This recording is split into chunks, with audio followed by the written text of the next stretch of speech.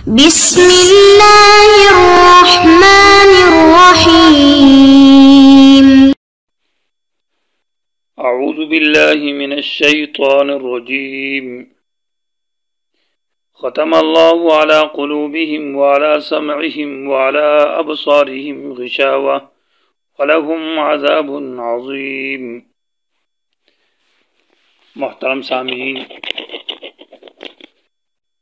آج کے سبق کا عنوان ہے تخفیفی دنیاوی اور اخروی، جو کہ آیت نمبر 7 ہے۔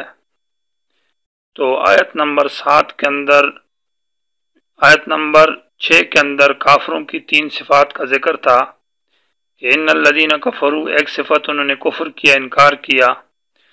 دوسری صفت یہ تھی کہ انذرتہم ام لم تنذرہم، کہ ان کو ڈرانا نہ ڈرانا یہ برابر ہے، بیان کرنا نہ کرنا دونوں برابر ہے۔ تیسری صفت تھی لا یؤمنون، کہ ان کے اندر ایمان نہیں ہے۔ ان 3 صفات کی سزا دنیا کے اندر ختم اللہ علی قلوبہم وعلی سمعہم کے ساتھ ذکر ہے، اور آخرت کی سزا ولہم عذاب عظیم، گویا کہ دنیا میں بھی سزا دی اور آخرت میں بھی اللہ تبارک و تعالی نے سزا دے گا۔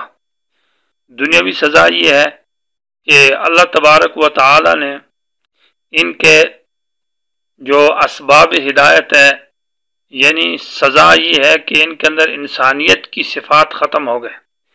انسانیت کے اندر علم ہے اور عقل ہے، تو ان کا علم بھی ختم اور ان کا عقل بھی ختم۔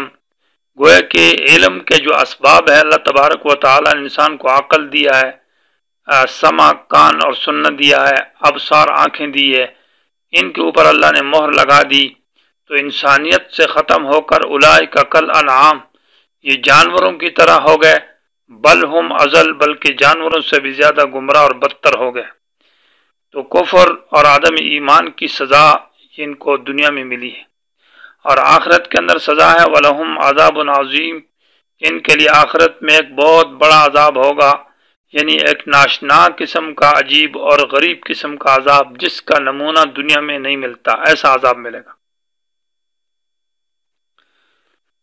تو ان صفات کا ان جگہ میں ذکر ہے، گویا کہ یہ کفرو کی اور لا یؤمنون کی سزا ہو گئی، اور کفر اس کا علت ہے کہ اللہ تبارک و تعالی نے ان کے دلوں پر مہر لگا دی ہے۔ لفظ ختمہ جو ہے، یہ لغت میں کہتے ہیں کسی چیز کو آخر تک پہنچانا۔ جیسے کوئی آدمی کام شروع کرتا ہے اور اس کام کو آخر تک پہنچا دیتا ہے، قرآن مجید پڑھتا ہے آخر تک، کوئی کتاب شروع کرتا ہے یا کوئی تعمیر یا کوئی دوسرے سڑک وغیرہ، تو اس کو اختتام تک پہنچنے کو ختمہ کہتے ہیں کہ ختمہ الی آخری۔ جب چیز آخر تک پہنچتی ہے تو اس کے آخر میں پھر اس کے اوپر ایک مہر لگا دی جاتی ہے۔ جیسے لوگ اسٹامپ لکھتے ہیں اور اسٹامپ لکھ کر کاغذ کے آخر میں جب بات پوری ہوتی ہے تو آخر میں ایک مہر لگتی ہے، تو اس کے ساتھ یعنی آخر میں پہنچانے کے ساتھ مہر اس کا لازم ہے۔ جب مہر لگتی ہے تو مہر کے بعد اس چیز کو پھر بند کر دیا جاتا ہے، یعنی جس کو سیل مہر کہتے ہیں، یعنی کوئی چیز باہر سے اندر بھی نہیں چل سکتی اور اندر والی چیز کو باہر بھی نہیں کیا جا سکتا، یعنی نہ اس میں اس کو مٹایا جا سکتا ہے، نہ اس میں زیادتی کی گنجائش ہے۔ مہر لگنے کے بعد لفافے میں بند کر دیا جاتا ہے، جس کو سیل مہر کہتے ہیں۔ تو لفظ ختمہ کا معنی جو اول معنی ہے کہ کسی چیز کو آخر تک پہنچانا، یہاں تو یہ معنی مراد نہیں ہو سکتا۔ دوسرا معنی مراد ہوگا جو کہ مہر لگانا ہے، یا تیسرا معنی مراد ہوگا کہ اس چیز کا بالکل بند کر دینا، یعنی کوئی اس میں اندر بھی نہیں چل سکتی اور کوئی چیز باہر سے اندر بھی نہیں آ سکتی۔ تو یہاں یہ معنی ہوگا کہ کافروں کے دلوں میں خیر کی بات اندر میں نہیں چل سکتی، اور ان کے دلوں سے جو کفر ہے، جو منافقت ہے، جو بے ایمانی ہے، وہ ان سے باہر نہیں آ سکتی۔ اللہ تبارک و تعالی نے ان کے دلوں کو مطلب بند کر دیا ہے۔ ختمہ کا حاصل معنی یہ ہوگا کہ ختم اللہ علی قلوبہم، اللہ نے ان کے دلوں پر مہر لگائی ہے، یعنی ان کے دلوں کو اللہ نے خیر سے بند کر دیا ہے، اور ان کے کانوں پر مہر لگائی ہے، ان کے کانوں سے بھی خیر کو بند کر دیا ہے کہ خیر کی اور ایمان کی اور اچھی بات ان کے دلوں میں، ان کے کانوں پر نہیں لگے گی، اور ان کی آنکھوں پر پردہ ہے۔ یہ معنی یہاں پر مراد ہوگا۔ گویا کہ مہر لگانا اس کا لازمی معنی ہے، اور اس کا بند کرنا اس کے لازم الازم، اس کے ساتھ لازم ہے۔ تو اول معنی جو لغت ہے وہ والا معنی مراد نہیں۔ پھر لفظ ختمہ کی نسبت اللہ تبارک و تعالی کی طرف کی ہے کہ مہر اللہ نے لگائی ہے، چونکہ اہل سنت والجماعت کا عقیدہ یہ ہے کہ خیر اور شر دونوں کا خالق اللہ ہے۔ اللہ نے سام کو پیدا کیا، شر کو بھی پیدا کیا، ایمان کو پیدا کیا، کفر کو پیدا کیا، ہر چیز کا۔ تو واللہ خلقکم وما تعملون، اللہ نے تم کو بھی پیدا کیا اور تمہارے اعمال کو بھی پیدا کیا ہے، اس لیے باعتبار خلق یعنی پیدائش کے اعتبار سے نسبت اللہ تبارک و تعالی کی طرف کی جاتی ہے۔ البتہ شر کا کسب جو ہے یہ برا ہے، اور معتزلہ کا مسلک یہ ہے کہ شر کا خالق اللہ ہے اور خیر کا خالق اللہ ہے اور شر کا خالق جو ہے وہ بندہ خود ہے، لیکن اہل سنت والجماعت کا مسلک صحیح ہے جو آیت اس کے اوپر دلیل ہے۔ تو ختم اللہ علی قلوبہم، اعلی احاطہ کے لیے آتا ہے، تاکید ختم کے لیے کہ اللہ تعالیٰ نے یہ جو مہر لگائی ہے اس نے پورے دل پر گہرا کر لیا ہے۔ دل کے اندر کوئی ایسی جگہ نہیں ہے، نہ نیچے نہ اوپر نہ دائیں بائیں، جس کو پورا بند کیا ہے اس میں خیر نہیں آ سکتی۔ اعلیٰ احاطہ کے لیے آتا ہے، گھیراؤ کے لیے۔ قلوب جمع قلب کی، اور قلب کے اندر اصل یہ ہے کہ یہ صدر کا لفظ اور فؤاد، صدر جس کو سینہ کہتے ہیں یہ محل ہے، جگہ ہے فؤاد کی، اور فؤاد جو ہے وہ دل کے اوپر ایک پردہ ہے، اس کو کہا جاتا ہے، اور اس کے اندر قلب ہے، اندر میں جو ٹکڑا ہے گوشت کو اس کو قلب کہتے ہیں، اور قلب جو ہے یہ مرکز اور محل ہے عقل کا۔ تو گویا کہ عقل کا مرکز قلب ہے، اور قلب جو ہے یہ محل ہے فؤاد کا، جو کہ وہ پردہ ہے، پردے کے اندر ہے، اور پردہ یہ پورا ٹکڑا جو ہے یہ صدر سینے کے اندر ہے۔ تو ذکر یہاں تو قلوب کا ہے، مراد عقل ہے، یعنی اللہ تبارک و تعالی نے ان کے عقلوں پر بندش اور مہر لگا دی ہے کہ عقلوں میں خیر کی بات نہیں آتی، اچھی بات نہیں آتی۔